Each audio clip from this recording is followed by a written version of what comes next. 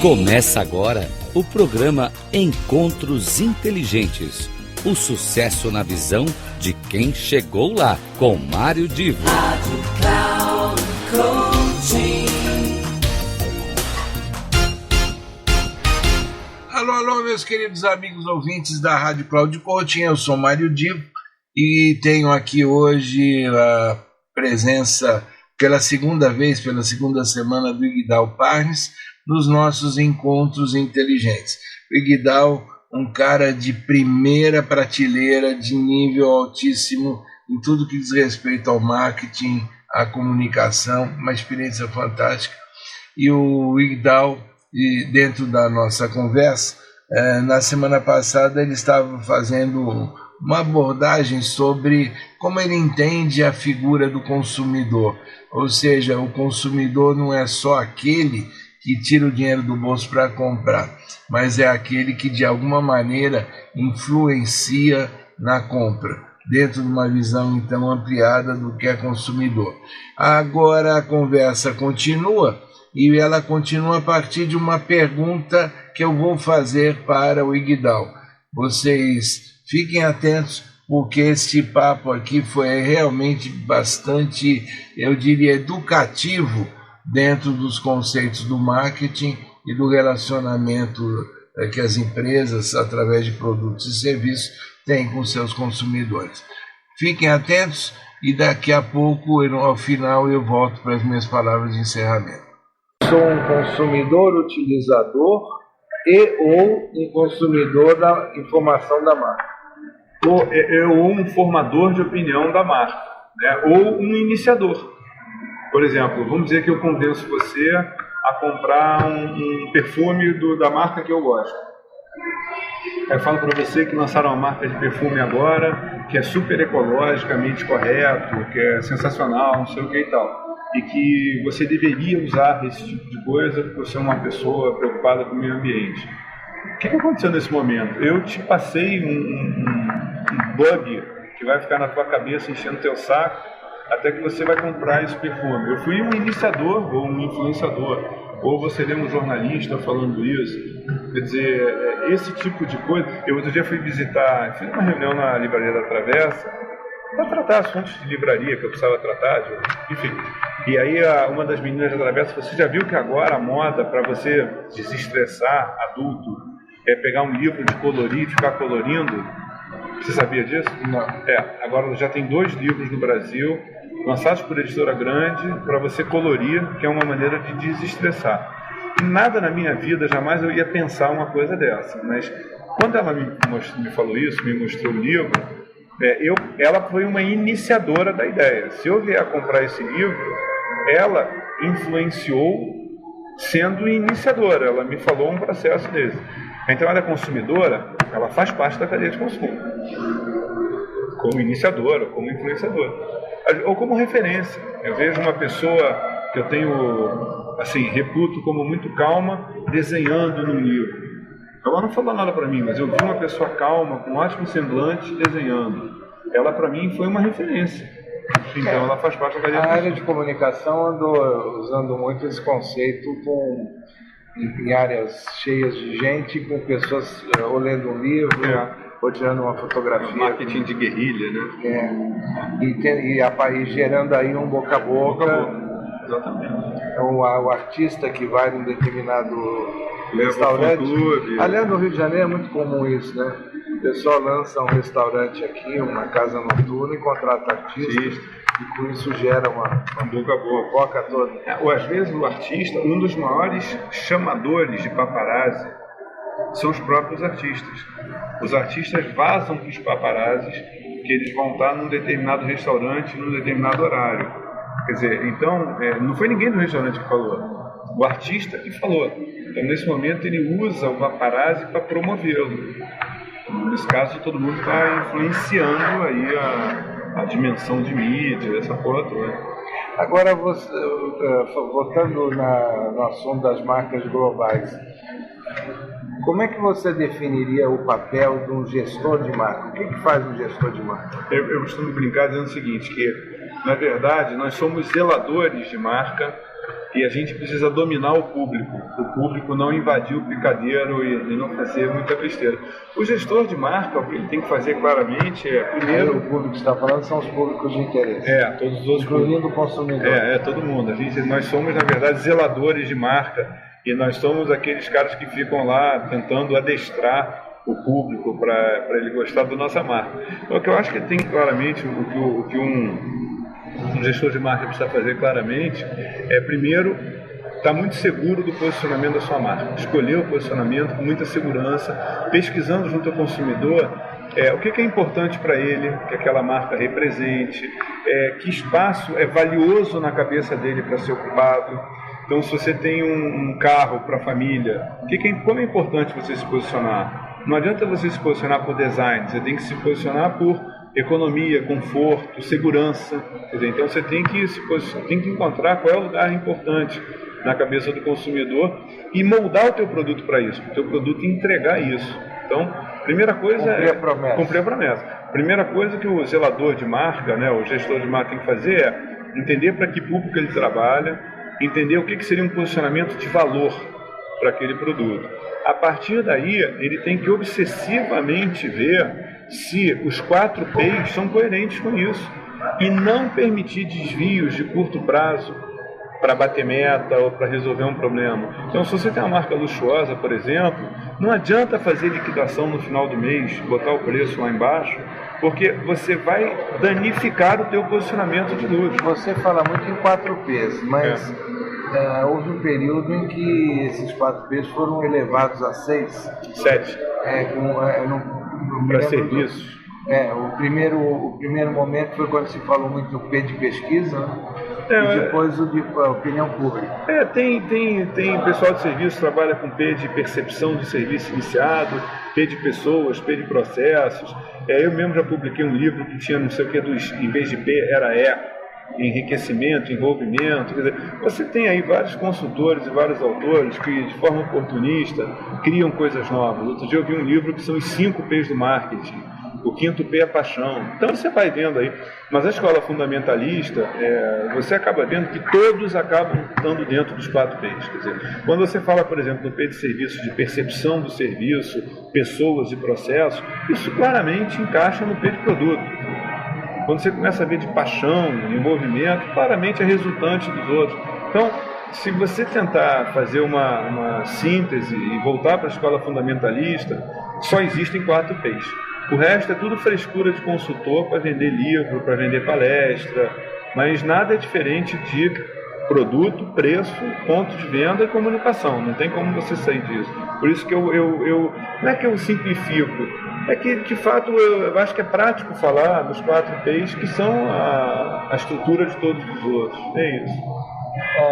Então, voltando, você estava dizendo que tudo começa no posicionamento. Você selecionar o público-alvo e escolher o posicionamento.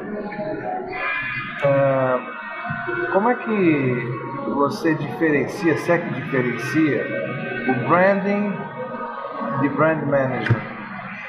Eu não diferencio, não. Eu, sinceramente, não diferencio. Eu só esqueci de falar uma coisa. Quando o cara ele é um gestor de marcas internacionais, o que ele precisa fazer é que a resultante seja igual em todos os lugares. Quer dizer, como é que ele ajusta isso aos diversos mercados que têm concorrentes diferentes, culturas diferentes, consumidores diferentes. Então, essa é uma outra etapa, que é você localizar de forma regional marcas internacionais. Agora, branding e brand management, para mim, eu não vejo a menor diferença. Aí vem então assim, a pergunta, a partir do princípio que as duas coisas sejam a mesma. O branding está dentro do marketing, o marketing está dentro do branding, são coisas diferentes. Como é que convivem essas duas categorias, digamos assim? Marketing é tudo que você faz, na verdade, para ter consumidores, né? Então, essa é uma definição muito... O Kotler tem uma definição que marketing é o departamento de fabricação de clientes. Quer dizer, o marketing, na verdade, é você fazer o mercado, né? Mercado no gerúndio. Então, tudo que você faz para conseguir ter mercados, para conquistar mercados e consumidores, para mim faz parte do marketing. Para mim, branding está dentro do marketing. Quer dizer, você construir uma marca é uma estratégia para você conseguir mais consumidores. Então, Então, para mim, branding está dentro de marketing. E é claro que para você ter um bom trabalho de branding, você tem que fazer marketing, né? Então, agora, as empresas com as quais você conviveu, todas elas tinham essa visão, elas trabalhavam dessa forma ou era forma variada? Não, existem nuances, né? Quer dizer, você vê, por exemplo, eu estava falando da Flashman Royal. A Flashman Royal, a gente tinha produtos como Fruta e Força, produtos como... Não tem nada aqui não, estou só mexendo mesmo, é água. E não estou com horário de nada. Mas que você pega, por exemplo, o Fruta e Força, o Leite Glória desnatado, é um produto eminentemente brasileiro. Agora, segue alguns padrões internacionais. Entendeu? Então, eu me lembro que a divisão Nabisco seguia a marca internacional, a divisão Glória seguia a marca regional. Então, em termos de como tratar a marca, respeito ao consumidor, entender posicionamento, entender valores, isso tudo, isso segue um padrão internacional. Agora, a resultante disso, que é o produto, você tem como ajustar regionalmente. Então, com nuances, sim. Então, eu já trabalhei em empresa que a própria Campos, quando eu comecei a trabalhar na Campos, não existia a menor influência da marca internacional. A gente tinha liberdade total. Depois é que começou a ter uma certa camisa de força, até que tentou se alinhar inteiramente, vendas, marketing, editorial e tudo. Então, as empresas, elas engessam ou não engessam de forma diferenciada. O que me parece que é um padrão comum é o alto nível de qualidade. Quer dizer, zelar pela qualidade, zelar pela integridade. Depois surgiu aquela coisa do Sarbanes-Oxley, eu esqueci, o SOX. Sarbanes-Oxley, né, que eram padrões internacionais de ética. Quer dizer, então, você acaba tendo uma estrada de ferro, o trilho é colocado igual. Agora, o vagão você pode fazer um pouco diferente, pode virar um pouco mais para a direita ou para a esquerda. Isso vale tanto quando se trata de produto como serviço? Eu, na minha cabeça, não tenho a menor diferença produto e serviço. Não tenho a menor diferença. Eu já trabalhei numa agência de propaganda internacional, que era a Ogilvy, e a Ogilvy tinha todos os cuidados e metodologias de marca, todos. A gente tinha o Blueprint, que era a metodologia de planejamento e pesquisa. A gente tinha o planejamento de branding, que era padrão. Todos os escritórios da Ogilvy no mundo todo se construíam marcas da mesma forma. Eu, na minha cabeça, eu não acho que isso é um erro, eu acho que isso é um acerto. Eu não vejo diferença de produto para serviço do ponto de vista da construção e gestão de marca. Agora, você acha que, pela tua experiência, convivência com o assunto, quando se pensa em valor da marca, aí eu estou falando do valor financeiro, o brand value, a expressão financeira da marca, a gente vê várias empresas, agências internacionais que publicam lá as 500 marcas mais valiosas, 100 marcas mais valiosas, os 50 países mais marcas, né, de países mais valiosos. Para vocês faz sentido? Nenhum. Nenhum. Porque para mim o que faz sentido, sinceramente, e nesse caso eu sou muito pouco marqueteiro e sou muito pragmático. Para mim o que faz sentido é o seguinte: se eu quiser comprar a Coca-Cola, eu tenho que comprar as ações da Coca-Cola. Quanto vale uma ação da Coca-Cola? Sei lá, 1. Quantas ações eu preciso comprar para ter 50 mais 1% do controle? Sei lá, 10. Então eu tenho que pagar 10. Esse negócio essa avaliação subjetiva, que a marca vale um quartilhão, a outra vale um centupentelhão, essas besteiras todas, eu acho isso tudo uma grande brincadeira para escrever artigo, para promover essas empresas. Porque no final da história, quando o pessoal da Brahma, da Embev, resolveu comprar o ketchup Heinz, eles não foram avaliar a marca porríssima nenhuma. Eles foram na Bolsa de Valores, perguntavam quantas ações estão disponíveis, pagaram e acabou. Não foi isso que eles fizeram? E aí eles viraram os controladores da empresa. Agora que a gente viu, a Heinz se juntou com qual foi a empresa agora que teve, uma grande fusão que teve semana passada. A mesma coisa. Quer dizer, ninguém fez aquela conta maluca nem subjetiva do valor da marca. No final da história, o que rege fusões, aquisições e controles acionários é o valor das ações na Bolsa de Valores. É claro que o valor das ações na Bolsa de Valores traz em si a capacidade de gerar estoque, a capacidade de fazer dinheiro. Então, o brand equity funciona como um lubrificador disso. A ação da Coca-Cola vale X porque a Coca-Cola vende tanto, porque a Coca-Cola tem um índice de recompra de tanto, não é assim? Isso se reflete no valor da ação. Então, o brand equity, no final da história, é o que permite o valor da ação. Então, nesse caso, eu sou muito pragmático.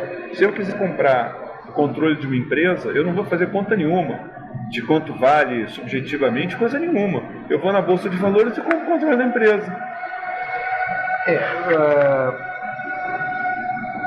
Eu quero fazer aqui um comentário em relação ao brand value. As agências têm metodologias diferentes, né, o que acaba gerando uma diferença de valor.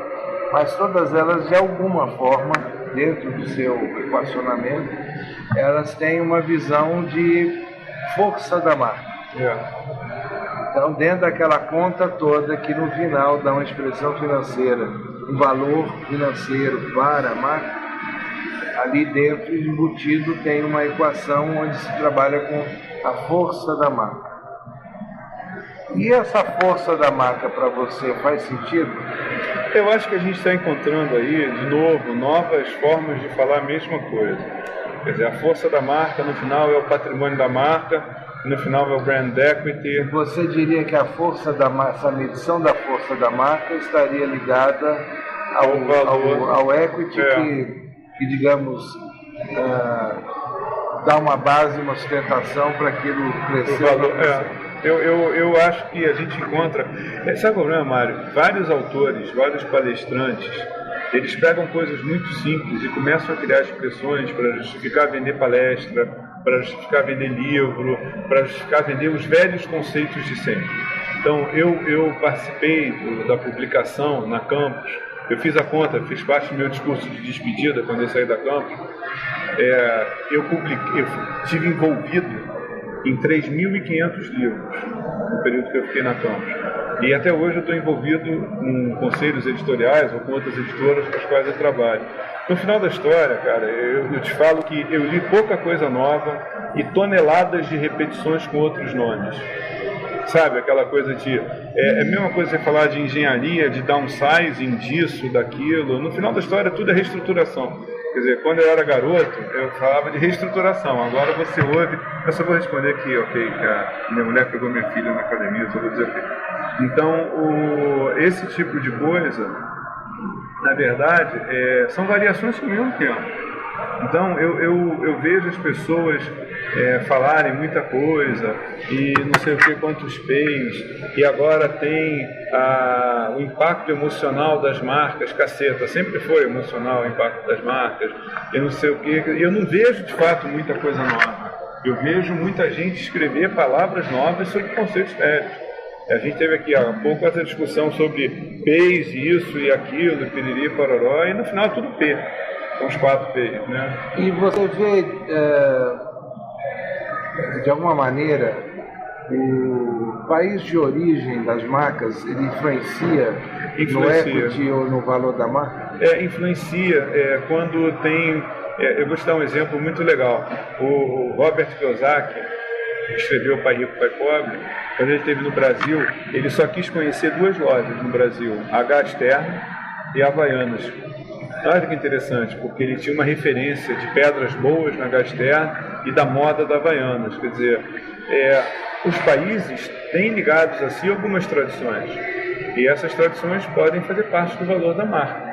Então, quando você olha, por exemplo, uma moto alemã, um carro alemão, quer dizer, um relógio suíço, então existem valores, ou atributos, né, como a gente falou antes, existem atributos ligados a países que contaminam positivamente ou negativamente alguma marca. Por exemplo, a China tem uma contaminação negativa para determinados itens. Eu não compraria um carro chinês, mas eu compraria um brinquedo chinês. Então, não dá... você está sendo preconceituoso. Mas você associar valores é preconceito. Aqui não é uma questão de preconceito, é uma questão de como é que se interpreta uma realidade que diz respeito às marcas, né? Você diria que se eu quisesse montar uma startup, o melhor era montar lá no Vale do Silício?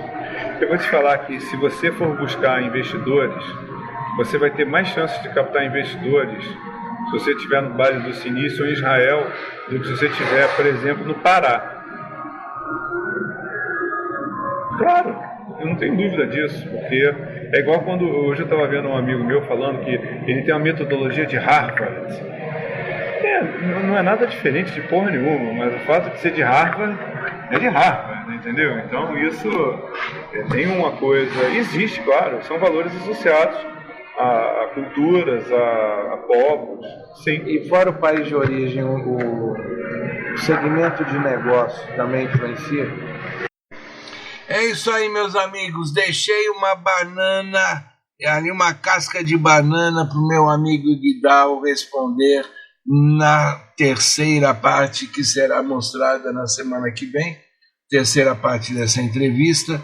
E essa banana, essa casca de banana é realmente... Será que o país de origem também interfere de alguma maneira em toda essa interpretação que se dá, essa valorização que se dá para determinadas marcas? Vamos ver o que ele fala. E eu fico com você aqui, ó, no meu coração, esperando que me acompanhe em todos os meus espaços na Rádio Cloud Coaching e também na plataforma Cloud Coaching, onde eu tenho lá as duas áreas de postagem. Fique então com uma excelente semana e até a próxima vez, o próximo encontro, neste caso com a terceira e última parte da minha entrevista com o Guidal. Até lá!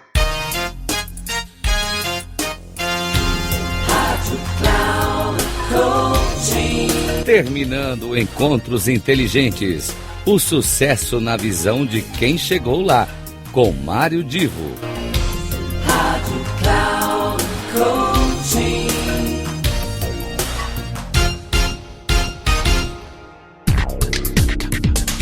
Não perca Encontros Inteligentes, o sucesso na visão de quem chegou lá, com Mário Divo. Sempre às terças-feiras, às 8 da manhã, com reprise na quarta às 12 horas e na quinta às 16 horas, aqui na Rádio Cloud Coaching.